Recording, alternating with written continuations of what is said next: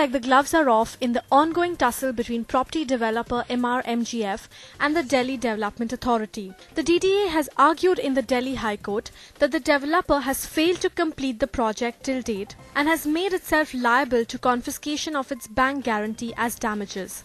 The government had earlier issued an order to confiscate a bank guarantee of 183 crore rupees.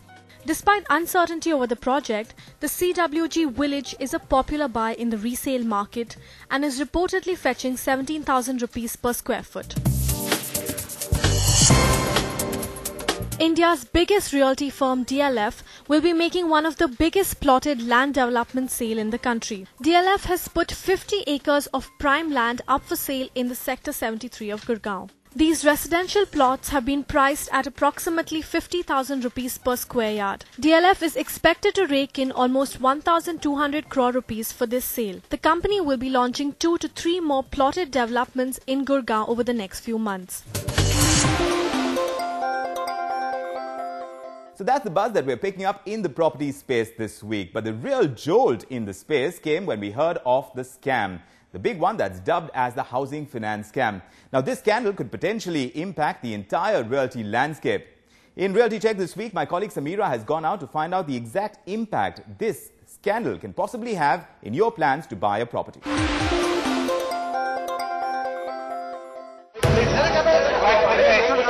Another scam, another scandal, and this time is the realty sector that has come under the scanner. A multi-crore housing loan scam that allegedly involves some of the leading public sector bank officials and realty firms has been unearthed by the CBI. Even as more details are being revealed every hour, the scam has already sent shockwaves across the stock markets, the banking and the realty sector. And the big question is, will it impact the property market?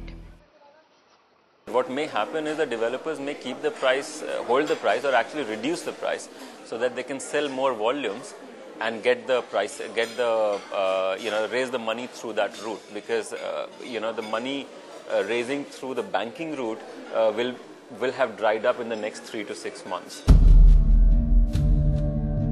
The fallout of the scam could be adverse. Banks will get cautious, realty developers may have to face a liquidity crunch, and property prices may take a hit.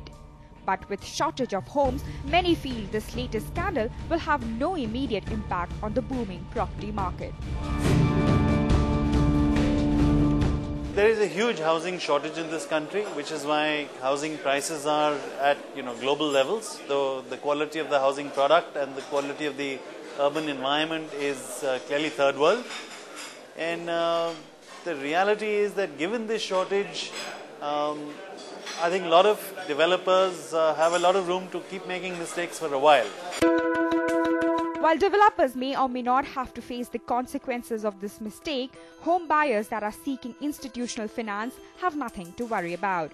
With RBI tightening norms in the recent review of the credit policy, the home loan market is most likely to remain untouched.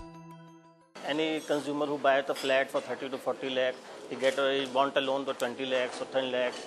There is not a big amount for the banks. They will not affect it for that. The housing loan scam has come as a rude shock and only highlights the urgent need for regulation in the realty sector. It just highlights the fact that there needs to be a lot of reform in governance and business practices and the entire regulatory environment framework around this industry. The housing loan scam could open up a Pandora's box, and new parties are being named every day. So it's about time the real estate sector got its house in order.